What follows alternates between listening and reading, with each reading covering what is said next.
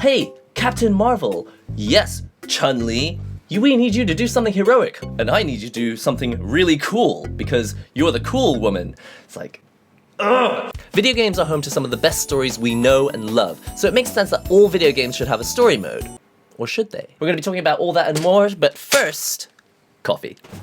Alright, so the name of this coffee is apparently Guatemala Barrancas, and I don't know what that means, but I assume it's from a place called Guatemala, and maybe it's a region called Barrancas? Who knows? Now, I often forget to mention this in the videos, but this is a high roast, so it's not super darkly roasted. This is kind of a medium light roast, but for some reason I just prefer it this way. If it's like dark roast, then it's quite oily looking, and I don't really like the taste of it that way. But anyway, today's topic of discussion is story modes in video games, and quite specifically, story modes in games like Street Fighter, or games like Mortal Kombat, or games like Capcom versus Marvel, or Marvel versus Capcom, whichever it is. And the truth is, I actually really despise story modes in fighting games. Now, that's not to say that I despise stories in fighting games, it's just I cannot stand story modes in fighting games. And the reason is, well, for example, if you play some of the more recent ones, something like Street Fighter V or Marvel vs. Capcom Infinite, it just feels really stilted. For example, there's a new character that's just come out called G, and I played him a bit on stream, and I was watching the story mode, and I just could not get over how bored I was. Weak, dumb, or smart? Before I knew it, I had already lost. While I was trying to figure out whether I was weak, dumb, or stupid. Please avenge me! Oh, Master, please do my voice acting for me. I bought a fighting game because I want to play fights. So you go into story mode and you're like, awesome, there's going to be some story that makes me really want to get into the next fight. But in the end, what actually happens is you end up with a story and the fight actually gets in the way. So actually, the playing of the game gets in the way of the story. It's like, when you're in a story mode and you just want to hear what happens next in the story, the last thing you want is to be shafted off somewhere else to some challenge which clearly has nothing to do with the story. It just always comes down to the same thing. Someone gets in the way, and the only way to move on is to beat that person, and so it causes the whole story to move into this one single pattern, which is you're going somewhere, someone gets in your way, you have to beat them to move on, and it makes it very difficult to write any other kind of story. But anyway, let's grind! And so, just by virtue of being in a fighting game, and because you have to put fights into it, it causes the stories that are written for fighting games to be always the same. M. Bison is over there, Guile's gonna team up with Cammy because they're all like the galactic police force, and then, you know, before they can get to M. Bison, one of his cronies gets in the way. You've gotta beat him before you can get to M. Bison, who's eventually gonna fly off somewhere else anyway, and you're gonna have to fly off somewhere else to go and catch up with him. One of the first problems is that by virtue of having to put the fights into the story mode, it means that the story mode has to create an excuse for you to end up in a fight. And really, there are very few scenarios that can lead you to having to fight someone unless they're just in your way of your goal. Like, it's already difficult enough to write a compelling story. Do you really need this kind of roadblock in addition to the fact that just writing a story for the sake of writing a story is already quite difficult? So that's the first problem. But then secondly, when you actually do the fight, so it's just like, Guile was, you know, in the park, then M. Bison shows up and he wants to continue his peaceful day, so he has to fight M. Bison. Let's pretend that that's what happened. And then you fight him, and basically all you want to know what happens is, does Guile get back to his calm day, or does he end up led onto some new exciting thing? Being forced to fight at that point is actually kind of annoying. It's like, I don't want to play Street Fighter right now. I'm in story mode. My brain is in story mode. I'm not in fighting mode. So when you put me in this fight, it's just getting in the way. Even though I bought this game to play fights, I'm in story mental mode now. I'm in story feeling mode now. Two things happen. One, the story's getting in the way of me playing the game, so I don't like the story.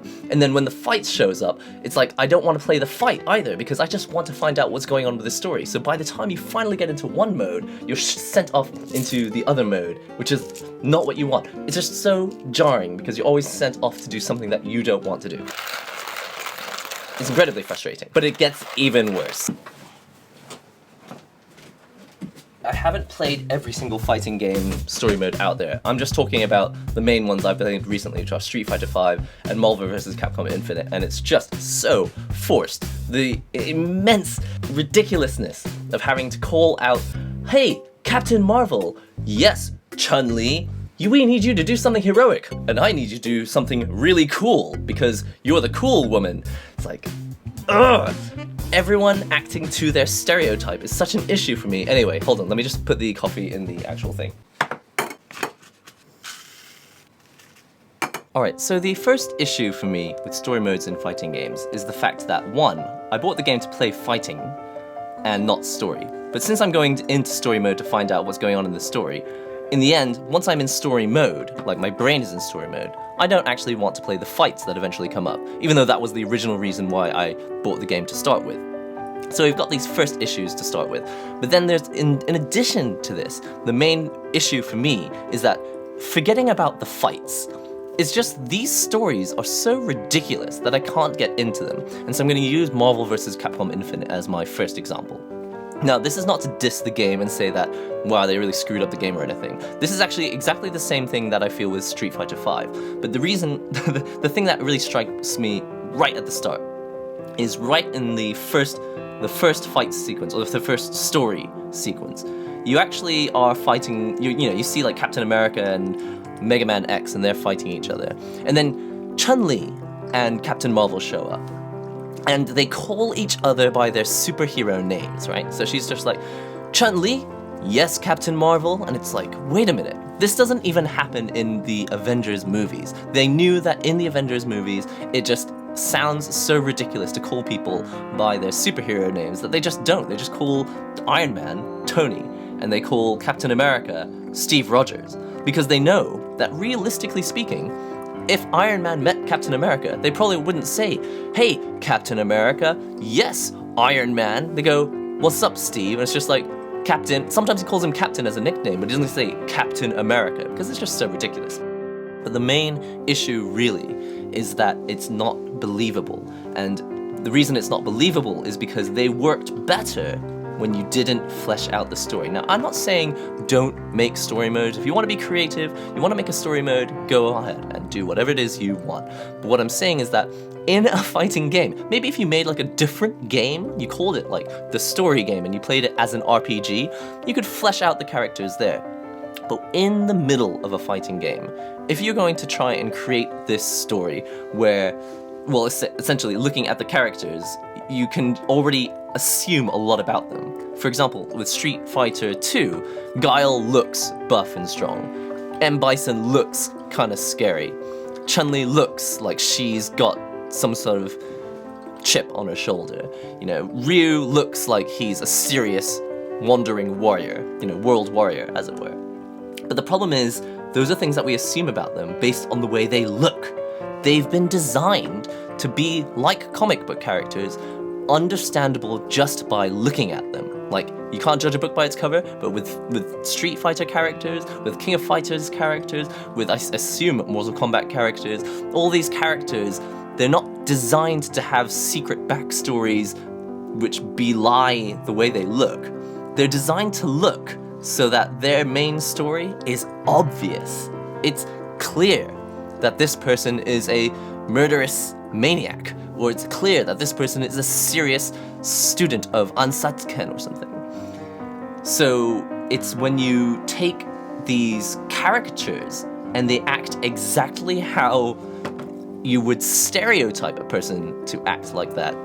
When someone acts exactly as their stereotype, that's when it becomes not believable. It's actually in movies like The Avengers, where you have people, they look comic book, but then they have a second part to their character. And in storytelling, I believe this is called creating a 3D character. Because in a one-dimensional character, you have Mario, right? In a two-dimensional character, you have information about him. It's like, you have Mario, he's a plumber, he's trying to save the princess.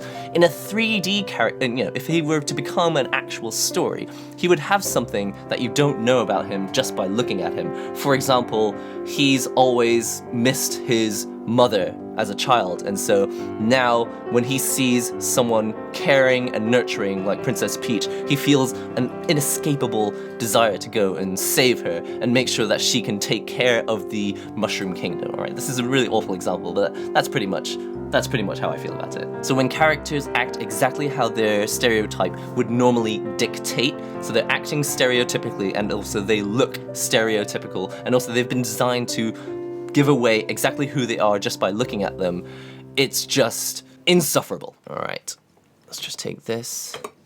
Put that on here. I don't know if I've shown you this mug yet. I think I showed it in a stream. I bought this at Wonder Festival here in Japan. It's a place where you can go and see the latest figures before they're made. They have the production, you know, pre-production models there for you to see. All right, let's try some of this Guatemala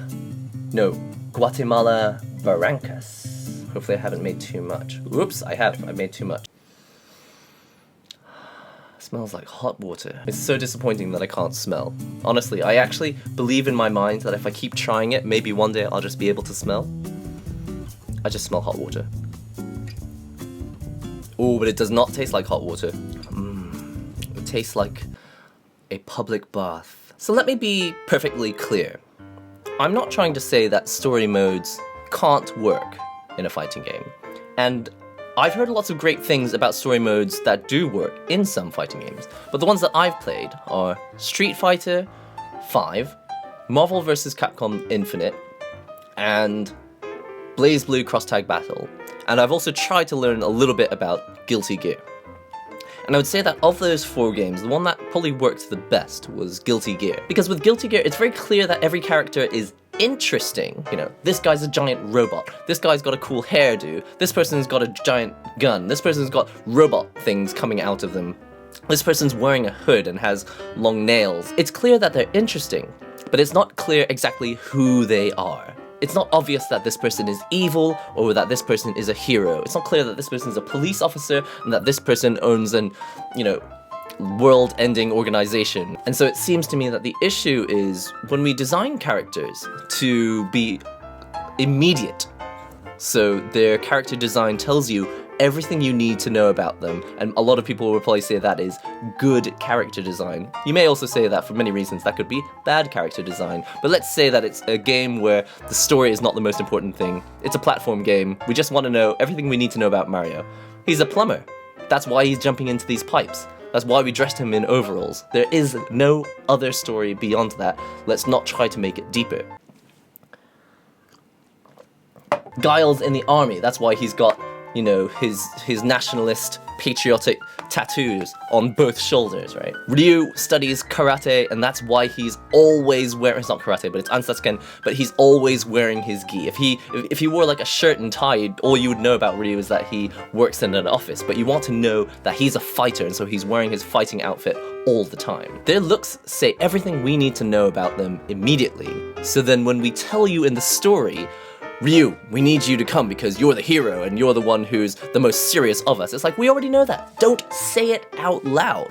When G came out and he was just like, I'm the president and I'm gonna act all president-y and patriotic and I'm gonna do things that are patriotic. G comes on stage and every single thing that he says, we're like, we already know that about you because we've seen your profile picture. We don't need to know anything else. If you're going to create a story, then the only way to really do that successfully, I think, is to make the characters three-dimensional. And it's like I mentioned before, I believe that the way to do that is to take them from the one dimension, what are they? The second dimension, what else do we know? You know, give us some more information about who they are. And then the third dimension, why? What has caused them to become the way they are? What is the extra information that we don't know about them just by looking at their profile picture? This person now has a story. In Marvel vs. Capcom Infinite, and with Street Fighter, and with BlazBlue Cross Tag Battle, it's like, I'm the big monster guy. I'm the twee little person. I'm the generic hero. That's all just so obvious, and when they say obvious things that are stereotypical to how they look, it sounds racist. It's not really racism, but it's exactly what we've tried to eradicate from cinema. You know, when you have a certain race come in, and when the director tells them to act how we stereotypically thought certain races from certain countries acted, it's like painful to watch, and that's exactly how I feel with story mode. It's just painful to watch. Sure, maybe racism can make for interesting content if maybe done in an ironic way, but if it's just straight up racist, I just feel awkward watching it, and I just want to switch it off. So I don't want to play the story, I don't want to watch the story, I don't want to play the fighting game, I just want to turn the whole thing off. Your game would have sold better if it had no story mode in it at all. Now let me talk about what I think would work. This is why I like the King of Fighters series. In Street Fighter, they've created the enemy, and Bison. And so you choose between the good guys, who are the cops, these people actually work for the government, like Chun-Li, Guile, Cammy, or Ryu, who doesn't really work for the government, but he's clearly a good guy.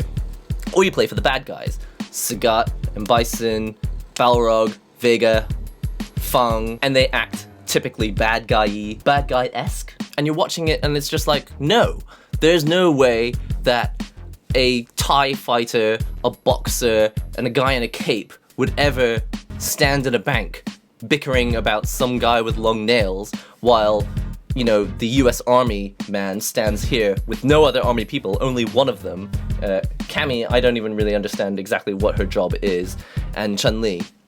It's like, this would just never happen. It's not believable. What I think is difficult is that they're shoehorning what they think is a heavy, deep story into characters who are insanely stereotypical and shallow. But what seems to work in King of Fighters is that they had this overall story, but they never tried to make it anything deeper than the fact that they're in a tournament. So actually, it's not like the world is ending and some evil organization is doing something crazy. It's actually some guy who doesn't explain who he is until the very end, has created a fighting game tournament. And the reason they're here is not to save the world or to fight Thanos. They're here to fight in a tournament because they want to be the best, the king of fighters. They want to be the king of all the fighters. That is the story. So we're not pretending that it's something else that's deeper. The story is we're here to fight a tournament. That's why so many weird and wacky, colorful characters have shown up. And so what works with King of Fighters is it feels like a more honest story. It is what it is. And instead of pretending that Kyo, Benimaru, Iori, Mai are all on the same team and they're all trying to fight the evil Rugal, it's more like everyone has just got their own agenda. I've flown in from Spain, I've flown in from Brazil, I'm here from an unknown training facility, I'm here from Japan, like a million people here are from Japan, some person over here is from America, some person here is from the UK, they're all here because they want the prize money. This actually happens in real life at fighting game tournaments. They show up from all over the world to win prize money, and also to win esteem, and to have a reputation as being the strongest fighter. This actually happens in real life, that's why it's believable. But in Street Fighter, they're trying to throw in this narrative, which doesn't actually happen in real life ever. Now, I can see the issue is that if everyone tried to make their story mode about being a large tournament, it means that we're limited to only one kind of story. And so I realized that not everyone else can do the same story as KOF, like, oh, everyone's just come over for the world's biggest tournament. I understand that that can't be the story for every single game. But what I think really works in KOF is that they're honest about the fact that everyone here is come for their own agenda, not for this one big agenda, which is take down Shadaloo. Let's face it, no one here in Street Fighter 2 clearly cared about Shadaloo. Chun-Li was here because she wanted to, avenge her father or something. Ryu just wants to be the strongest fighter. No one knows what Blanca wants. He's just this crazy green guy. Everyone in arcade mode had their own personal story, what they wanted out of this tournament. But in Street Fighter V, it's like, yeah, we're all in this tournament, which has nothing to do with the real reason that we've actually come together, which is to take down the Shadaloo organization, which is run by a guy in a cape. I just can't handle it. Listen, I don't have the answers. I don't know how to make the best story mode in a game, but I do know what the issues are, and I can see it clearly when something is not going to work. And when you try to force a narrative, which happens all the time on the internet, in social media, when one group is trying to force a narrative, they're actually creating fake accounts to make things happen. Forced narratives are very, very obvious nowadays. It's too obvious, and when you try to do it in a video game as well, we just see straight through it. So the initial problem of fighting gets in the way of the story, and the story's actually getting in the way of the fighting, I don't know what to do about that. Maybe the best solution is just to have story mode not involve any fight sequences. You just click on the scenarios and you just watch it as like a movie. It's just like a bonus content on a DVD. You just watch Ryu's actual history, or Karin's actual story, or M. Bison's secret agenda. You know, they could just be bonuses on the DVD. But in terms of the actual content of the story, I would like to see more honesty to what these characters actually are. And let's face it, they're here on their own agenda. And if there's any other reason, then it had better be believable.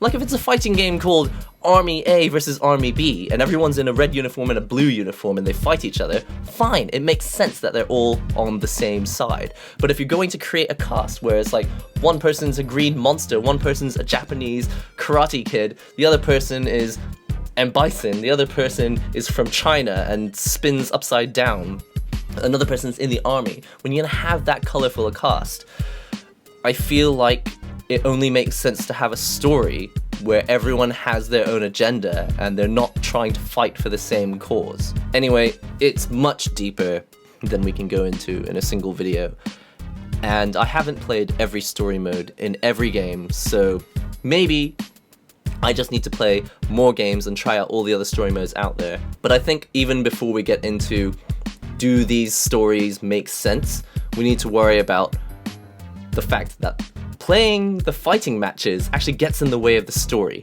I actually resent the matches. And then when the match is over, I actually resent having to watch the story. I'd like to just sit back in couch mode and watch the story, or be in fighting mode. I don't want any of these weird sequences where I'm trying to do both at the same time. Anyway, that's how I feel about it. But I'm interested to know how you guys feel about story modes in fighting games, and in all games in general. There are some games which are at their very foundation about storytelling, like role-playing games. Essentially, from the dawn of role-playing games and role-playing video games, like from the beginning of the tabletop, you know, you actually act out stuff. You had a dungeon master and they would actually tell stories. It was all about telling stories. So it makes sense in something like an RPG. But with fighting games, anyway, let me know how you feel about story modes in video games. Have you found one that works really well? Or do you also feel the way that I do? That basically, it just doesn't make any sense. It's unbelievable, it's not believable, and that really, it's just kind of making the whole experience of this video game worse. Let me know in the comments below. Don't forget to comment, subscribe, well, I just comments twice, but don't forget to comment, subscribe, share the links and all that great stuff, and I'll see you in the next NihongoGamer video.